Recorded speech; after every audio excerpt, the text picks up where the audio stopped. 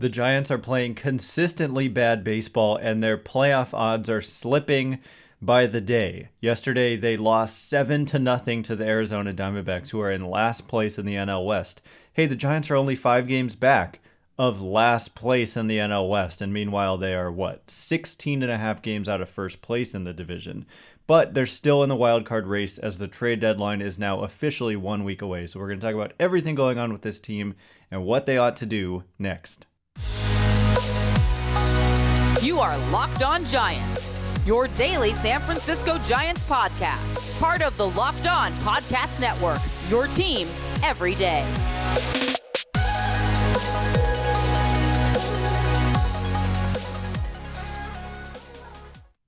Hello and welcome to Locked On Giants, part of the Locked On Podcast Network, where it's your team every day. My name is Ben Kaspick, and on this show we provide daily episodes Monday through Friday talking about the San Francisco Giants in a way that's data-driven and rational, but also simple, passionate, and accessible to all. I'm a former contributor for the baseball statistics and analysis websites Beyond the Box Score and Rotographs. I've been podcasting about the Giants since 2015, and I'm a lifelong fan. Thank you for making Locked On Giants your first listen every day. We're free and available wherever you get podcasts. And coming up on today's show, we're going to talk as little as possible about last night's game. Giants just getting handled by the Arizona Diamondbacks after the 4-game sweep in LA. You know, the Giants have not had an easy time with below 500 teams. There have been plenty of times all season long when they haven't looked good, including against bad teams. And this is kind of a very important stretch for the San Francisco Giants because the trade deadline is a week away, and the Giants are one of these teams that now looks to be teetering on contention. FanGraphs' latest update after yesterday's drubbing by the D-backs has the Giants' playoff odds at only 33.6%. So a 1-in-3 shot, which is decent, but coming out of the All-Star break, they were over 50%. So these last 5 games have been disastrous at an important time for the Giants. And the question is going to be, are they buyers or are they sellers, or do they stand pat, or do they do a little bit of both?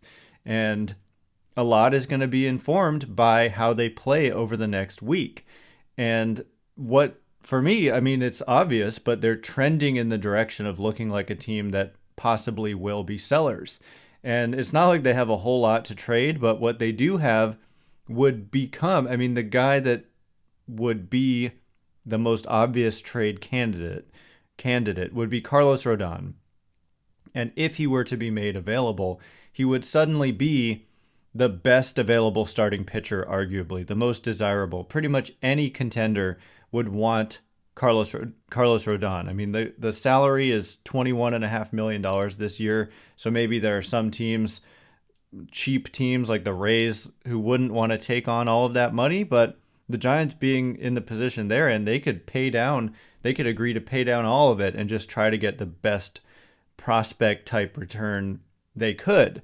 Now, there are a number of things to say about this. Number one, it is an extreme seller's market right now, and one of the main reasons is that there's an extra playoff spot in each league. So there are more teams in contention than ever before. And also there aren't a lot of great starting pitchers out there. So Mike Petriello of MLB.com wrote about this exact situation this morning. And so I would highly recommend checking out that piece. And he's absolutely right. There just aren't a lot of great starters, and there are more teams out there looking for help as they are in contention. And so obviously if you're the Giants and you trade Carlos Rodón, you're kind of just giving up on the season. And that is something that just a couple days ago I was saying I didn't think it would be something they could justify doing, but then they just have not. They've continued to play extremely poorly over the last week. Since the All-Star break, since coming out of the All-Star break. But if they can turn it around, they're only 2.5 games back. And so that very literally means just in a few days here, they could be back in a playoff position. I know it never seems likely when you're trending the other direction, but it really only takes it takes in this case a few good days for you, and then for your opponents to have a few bad days in order for things to turn around. So the Giants are at 500. They're 48 and 48. They have not been below 500 this year. I saw a note, I think it was John Shea in the San Francisco Chronicle, mentioned that they haven't been below 500 since I think it was April 6th of 2021. And they're the only team in the major leagues that hasn't been below 500 at any point during that span. And so if they lose tonight, they will be below 500. So it has definitely felt that way. This has not been a good season for the Giants. It has just been a struggle, and at times they look like helpless and like they don't have a shot. And the thing is, if you talk about adding to this team, even if it's Juan Soto, easily the best possible addition the Giants could make for one individual player, Juan Soto doesn't fix this team. I don't think Juan Soto does enough to make this a slam dunk team to make the postseason even this year. Like, we can look at the numbers. We've talked about how when you're talking about a 2-month rental, there's just not enough time for the value of an elite player to really catch up and make that much of a difference. And that's why when you're talking about star players who are only rentals, like 2-month acquisitions, the cost just isn't that high. And it's because they can't make that much of an impact in a limited amount of time. Like, for example, FanGraphs has Juan Soto producing about 2.8 wins above replacement for the rest of the season from this point. And so the Giants, I mean, I tried to look at, okay, who's some of their worst outfielders right now, because that's theoretically whose spot he would be taking. And so let's just look at Lamont Wade Jr. His projection here in only 180 plate appearances, Soto projected at about 265. So obviously it's a platoon. So it's actually, this is not even a sufficient number. When I say Wade is projected at 0.6 FanGraphs wins above replacement. But really, if you add the other side of the platoon there, you add another 100 plate appearances. Let's call it 1 win above replacement for this platoon that Soto would be replacing with Wade and somebody else. So if you're getting 1 out of Wade plus whatever righty, and you're getting 2.8 out of Soto, you're really only gaining, according to this FanGraphs estimate, about 1.8 wins for the rest of the season. The projection for the Giants, according to FanGraphs, for the rest of the season is 83. I mean, not for the rest of the season. Their win total for now 2022, given that they're 48 and 48, is 83.5. So what did I say? 1.8 more wins. If you add 2 wins to that, you're only projected, according to FanGraphs, at around 85.5 wins, which, I mean, when I look at the Cardinals, they're projected at 85. When I look at the Phillies, they're projected at 85. So I guess it does give you that boost to put you like on the fringe of being that team that makes that last wild card spot. But I don't think that, like, is it worth giving up Kyle Harrison, Marco Luciano, and all the club control? That's the key ingredient here. Is it's not just their prospects. They could be busts. They could be good, and they're not going to be as good as Juan Soto. It's about the control. You have Harrison and Luciano, once they reach the majors, for 6 years of service each. And for Soto, you're getting the rest of 2022 plus 2 years. And it's not just going to be Harrison and Luciano. You're probably going to give up Doval and Luis Gonzalez and others, Heliot Ramos. I mean, you're giving up so much club control, and I get it. It's a debate. There's a case to be made that it's worth making a move like that, but there's also a case to be made that it's not. So coming up next, we're going to continue this discussion. I want to get into how I think I can make a case for the Giants to target a Juan Soto, but only if they do something else in addition. So we'll get into that additional element in just a second. But first, whether you're ready to pop the question or you're celebrating a milestone moment, find jewelry as unique as her with the modern convenience of online shopping at BlueNile.com. Looking for fine jewelry but having trouble choosing? Blue Nile has jewelry experts on hand 24/7, available via phone or chat to help you find a memorable gift at every budget. And to me, this is a game changer. You've heard me talk about this before, but I don't like going into a store, whether it's a car dealership or a jewelry store, and having to deal with that whole situation. It's kind of pressure packed typically. So if I can do this from home, get an expert on a chat and be able to buy this unique jewelry, that's a game changer. Make your moment sparkle with jewelry from BlueNile.com, and going on now is the Blue Nile Anniversary Sale. Save up to 40% on classic fine jewelry pieces and 25% on engagement ring settings. Plus, every order is insured, ships free, and arrives in discreet packaging that won't give away what's inside. Shop stress-free and find your forever piece. Go to BlueNile.com today. All right, here we go. We're going to continue talking about what the Giants should do at the upcoming trade deadline. I'm only talking about Soto because Dan Szymborski over at FanGraphs wrote a piece about, hypothetical trades. It's just I don't want to say that he's being clickbaity, but it's a fun topic. I mean, we should talk about this on this show. Just hypothetical trades. And so he put up this piece on FanGraphs. Dan Szymborski, of course, the creator of the Zips projection system, and he made a Soto trade. The only Soto trade he made, he had them going to the San Francisco Giants. That's not inside information. He's not saying he knows that this would be the package. He's just making it up. But the package that he put together for Juan Soto going to the Giants, first of all, had the Giants also taking on all of Patrick Corbin's remaining contract, which is, I think, about $60 million. It might even be $70 million for this year plus 2 more years, 70 million total. And so the Giants would be getting Soto for his 2.5 years, Corbin for his 2.5 years. And just to be clear, that's a pure salary dump. It makes sense for the Giants to want to take on Corbin because it lessens the prospect cost, the player cost.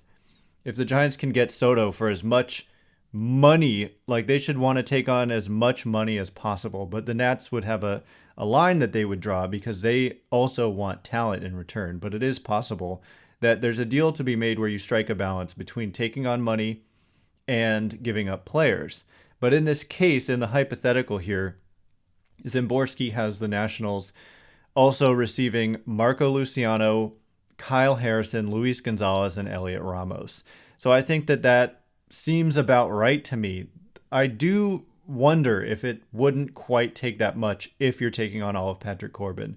And the reason for that, I keep going back to this, is the Dodgers' last trade deadline when they got Max Scherzer and Trey Turner from these very same Nationals. Trey Turner is on par talent-wise in the short term.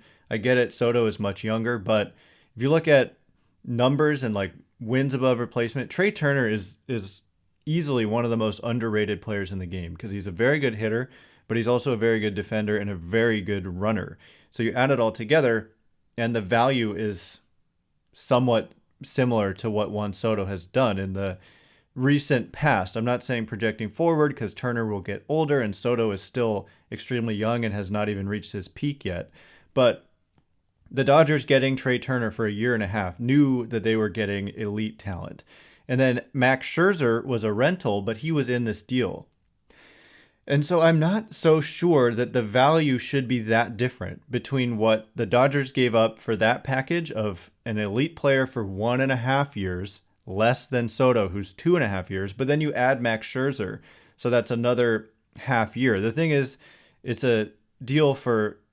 was a deal for 2 playoff runs, and only Scherzer was only there for 1. So it is different, but I'm not so sure that the value going back should be that far off from what the Dodgers gave up.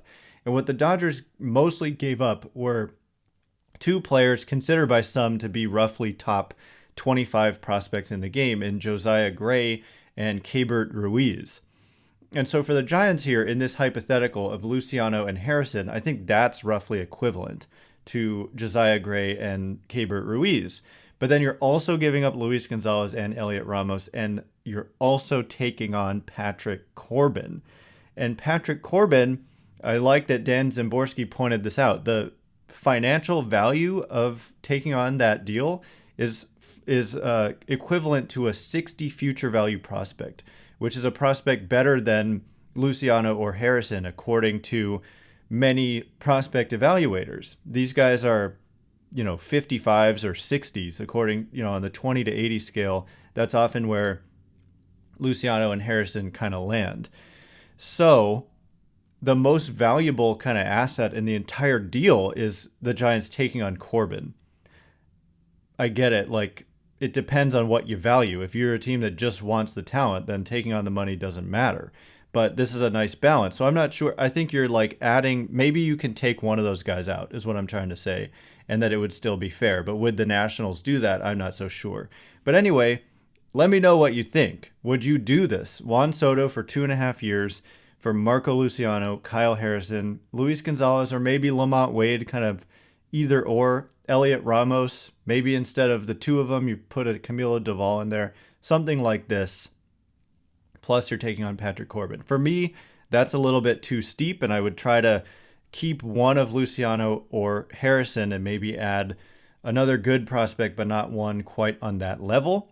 And then getting to what I was teasing a little bit earlier, I can kind of convince myself to go there for the Giants making this type of move, but only under one circumstance. If you're going to go for it, really go for it. And go get a catcher. They need help at the catcher position. There was a actually report from Jeff Passan at ESPN today that the Giants are poking around the catcher market. It was in relation to him talking about Willson Contreras, but he wasn't specifically saying the Giants were after Contreras. He said that they're known to be kind of poking around looking for a catching upgrade. And that's no surprise. Joey Bart could be optioned, or he could be your second catcher. Austin Wynns just hasn't really been good enough to warrant being, he shouldn't probably be a future piece on this team. He can't be optioned. Bart can. Casali is injured, but like I said, you could cut Austin Wynns, you could option Joey Bart, you could have Casali, and you could have whoever else, Willson Contreras or some other. There's not a lot of good catchers out there, but Contreras is a rental. It'll probably not be cheap, but it's not going to cost you Harrison or Luciano. And so maybe you give them up in this deal and you also go out and get a Willson Contreras. You also go out and get a Joey Wendle, for example. So you've shored up your infield defense, you've brought in Soto, and you've upgraded at catcher. And then I also think you probably need to make a couple bullpen moves, in which case you probably don't want to give up on Camilo Doval. So all of this probably sounds a little bit far-fetched, and that's because it probably is. I don't see the Giants just gutting their farm system, pushing all their chips into the middle for this 2022 team, because even if you do all that, you've still got Brandon Belt coming up there hobbling on one knee and just not being the player that the Giants hoped he would be this year. You've still got Brandon Crawford on the IL and looking old and ineffective. You've still got Evan Longoria looking old and injury prone. You've still got the Tommy La Stella and that whole issue there. You've still got on and on and on. David VR kind of struggling. You've got Yermin Mercedes and his defensive limitations. You've got Wade not being the same guy. You've got Peterson in a deep slump. So even if you do all this, although that's what I'm saying, if it's just Soto and all the other problems with this team remain, I'm not sure they're fixed. And in fact, I keep saying this, but Soto has not been a good defender this year. He's got really odd, kind of every other year, fluctuates between being really good and really bad. And so I'm inclined to think he's somewhere in the middle. But this year he's been very bad defensively by a lot of different defensive metrics. And so you add a Soto, and you might just continue to have blunderous defense, and he only comes up one time every time through the lineup. And of course, I've said this before, but the Nationals already have Juan Soto, and they're the worst team in the league. And so one player does not fix a team by any means in Major League Baseball. So there's definitely a case to be made that it is not wise to give up really good prospects for Juan Soto, but also I'm tempted by star talent. And I think that, he's under club control for a couple more years. So if you trade for him, you also make some other moves. You also go out and try to sign an Aaron Judge. I kind of want them to be more aggressive than they've been. This is the 4th year under this front office, and they've just kind of been twiddling their thumbs in a way. Like, they haven't made this type of move where they've pushed their chips into the middle. So coming up next, we'll talk about the alternative, which might make the most sense, whether it's selling or simultaneously doing some buying and selling. But first, whether you're a casual card collector or looking for exciting alternative investment opportunities, the free Sports Card Investor app has something for you. As players like Adley Rutschman, Jeremy Pena, other exciting rookies, eventually Kyle Harrison, Marco Luciano, make the jump to the big leagues, you can use the free Sports Card Investor app to check the prices and buy their first baseball cards. There's never been a better time to start collecting cards of your favorite players like Mike Trout, Aaron Judge, Juan Soto, of course. Maybe one or two of those guys is a future Giant. Maybe, just maybe, right? We can hope. Shohei Ohtani. With the free Sports Card Investor app, you can see the latest values and find great deals to build a one-of-a-kind collection. Download the Sports Card Investor app today, available for free in the Google Play and Apple App stores, or go to sportscardinvestor.com/lockedon. All right, as promised, we're going to talk about the perhaps reasonable alternative for the Giants to my crazy idea of pushing all your chips into the middle. Here's the thing, like when I mentioned Soto and Contreras and Wendle and bullpen pieces, you could target guys who are under club control for more than a year. And Soto is one of those cases. There are some bullpen options out there under club control for more than a year. Some guys who have not just come to mind, but I've done some research on them, like Andrew Chafin of the Detroit Tigers under club control. He's on a 2-year contract, so he's someone you could bring back next year as well. You've got Jose Cisnero, I think, also on the Tigers. You've got Joe Jimenez, I think, also on the Tigers. They've got some bullpen arms that I think would make sense for the San Francisco Giants. So you could make moves that are present-oriented and gives you a shot in 2022. Here's the thing I want to be clear about. I've been asked this question, like, why not just sell? And the reason why is because there's a tremendous value, in my opinion, in going for it in a given year. And in fact, I vividly remember seeing Alex Anthopoulos, the general manager or president of baseball operations. He's the head dog in Atlanta. And last year at the trade deadline, the Atlanta Braves were 51-55, I believe. And they were 5 games back in the division and more than that in the wildcard race at the deadline. And what did they do? They made some minor acquisitions. They did not sell. They could have possibly justified selling Freddie Freeman. It's not exactly the same as Carlos Rodón, but he was an impending free agent. It's not the same because I think everybody expected that they were going to re-sign him, probably including the Braves. And so you're not just going to trade a franchise icon. I don't know if he had no trade rights or not, but they could have justified selling off of that team. Everybody acts like, I mean, not everybody, but I get like people pushing back on the idea that the Braves were counted out. People counted the Braves out last July, myself included. Like in the industry, nobody expected the Braves. They had just lost their best player, arguably. You know, Freeman's also very good, but Acuna blew out his ACL in July and was out for the season. And yet they made some reasonable moves. And the thing is, they didn't give up top prospects because the players they got were not like the stars of the trade market. Eddie Rosario, Joc Pederson, who wasn't having a very good season, and Jorge Soler were like their 3 acquisitions. And they just kind of remade their outfield on the fly. And it worked. They caught fire. They won the division with 88 wins, I think, and they went on to win the World Series. And what I was saying was, what I vividly remember was their GM, president of baseball ops, whatever his title is, Alex Anthopoulos, saying in an interview, I think it was on like opening night, that something he learned in Toronto was to never give up on a season, because he was in Toronto for a while.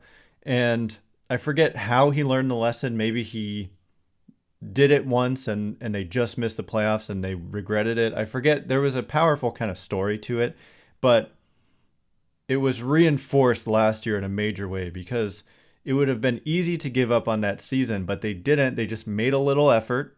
They didn't tear it down, and it worked. Like the magic just kind of happened, and people did not expect that to happen for that team. And so people don't expect it for the Giants. And I just think there's value in each and every season in just making an effort we've seen the Giants play well at times this year, including against good teams. They swept the Dodgers in a series. They won 3 out of 4 against the Brewers. They won a series against the Mets. They swept the Cleveland Guardians, who have also been a pretty good team. We've seen them play well at times. So in baseball, in my opinion, you get into the playoffs and you can be that surprise team, especially if you make some additions, right? To me, like, it's clear the Giants need some help. I'm not saying stand pat. I don't think that that's the best path forward for this team. I think there's a case to be made for doing a little selling. Like, you could get Juan Soto and you could trade away Joc Pederson. I just must say, just interject here, Pederson has been disappointing, I would say, overall on the season, because he's in a prolonged funk right now. And overall, just the defense hasn't been there. The base running hasn't been very good. The hitting has just been okay. I mean, it's been good, but as expected against right-handed pitching. And you could trade him away and just go with your more club control guys like Wade and Luis González and Mike Yastrzemski and get a Juan Soto, do some selling and do some buying simultaneously. But anyway, I just think personally, you can disagree with this, every season, if you have a shot, is worth putting a little effort into, because you never know if you're going to be that team. And if you can make the postseason, it riles up the fans. You gain goodwill. Not that they necessarily deserve it. This has been a very disappointing season so far, but I'm going to, just like the Braves last year, they caught fire and they ended up winning the World Series. I'm not saying the Giants and the Braves are the same team. Obviously they're not, but oftentimes the team that wins the World Series is not the team that was predicted to win the World Series. And so I just think there's value in it. And let's say you sneak into the wild card game. And like I said, I mean, the Nationals beat the Dodgers yesterday after how badly the Giants played against LA. The Nationals, the worst team in the league, just went into LA last night and beat the Dodgers. So any team can win this best of 3 series in the playoffs, including the Giants, as unlikely as it seems at this moment in time. Obviously, it's possible. The Nationals just beat the Dodgers yesterday in LA. So anyway, you get in. Maybe you miraculously pull off a series win. If you have Rodón and Webb, you have as good of a shot as anybody, kind of. And then you get home playoff games. I just think there's so much value in that it's worth trying, unless you're just overwhelmed. And what we mentioned about Rodón and it being a seller's market, and if you could just get blown away by an offer for Carlos Rodón, I think you consider it. So that's where the Giants are at right now. I think they're right on that fence. And that's why every single game is important, and not just for the Giants, but watching the Phillies and watching the Cardinals. Cardinals without Nolan Arenado and Paul Goldschmidt in Canada because of vaccination status. So that hurts them for these 2 games in Toronto. So we'll be watching those games. We'll be watching the Giants, and each and every day is super important. And we'll be back tomorrow to update you on the games and, of course, the latest rumors as they come out as well. We're getting new rumors each and every day. So thanks again for making Locked On Giants your first listen today. Now make your second listen the Locked On MLB podcast. MLB expert Paul Francis Sullivan brings humor, passion, and unique perspective on every team and the biggest stories around the league. Follow the #1 daily league-wide podcast, Locked On MLB, on the Odyssey app, YouTube, and wherever you get podcasts. Once again, my name is Ben Kaspick. Check me out on Twitter at Ben Kaspick, Kaspick. If you like this show, please consider rating it or leaving a review. It helps me out tremendously, so thank you in advance. And thank you to everyone who's done so already. Can't wait to be with you again tomorrow. Thanks again for listening. Stay Locked On Giants.